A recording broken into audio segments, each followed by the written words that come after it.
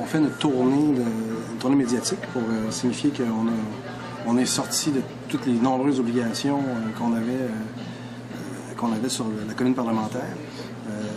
Je voulais mettre au clair qu'on était présent, que là, il y a une relâche qui va aller jusqu'à mi-septembre, et que là, les bureaux de Montmagny sont ouverts. C'est une question de très peu de temps pour que du côté de Rivière-du-Loup aussi, les choses se clarifient. Donc, on faisait le tour des médias pour dire, ben là, l'équipe est embauchée. Il y a 3 personnes qui sont à temps plein avec moi dans la circonscription. Donc, on faisait le tour des médias pour dire, bon, ça y est, les grands enjeux de filibuster et de budget, bon, nous ont monopolisé pendant plusieurs semaines, mais là, maintenant, on est à temps plein dans la circonscription.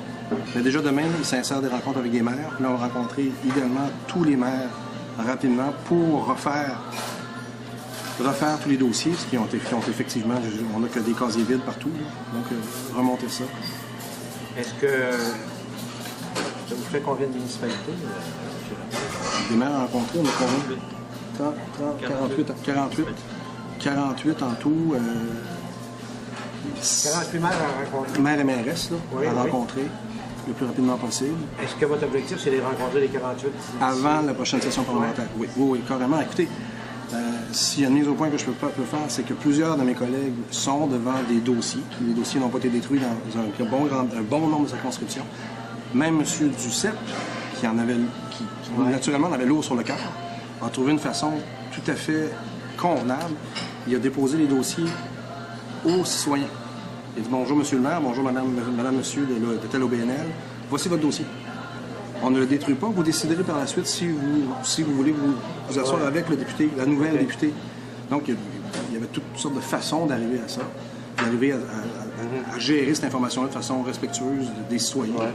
Mais ici, malheureusement, il faut que je me fasse un plan d'action constant sur le terrain, parce que je vais arriver en septembre, puis qu'on a récupéré l'ensemble de ce qui était actif là, auprès du fédéral. Quand on vous a rencontré, M.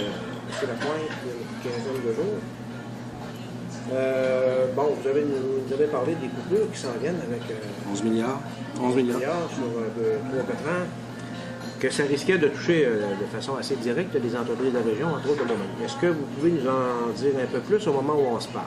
La personne qui est à Ottawa qui va faire les recherches, c'est une question de jour, elle commence dans 2 jours. Moi, j'ai priorisé dans l'embauche, de l'équipe locale. On a les 3 personnes à temps plein qui sont là, qui sont actifs, qui sont à temps plein cette semaine. Dans certains cas, ça fait plus d'une semaine.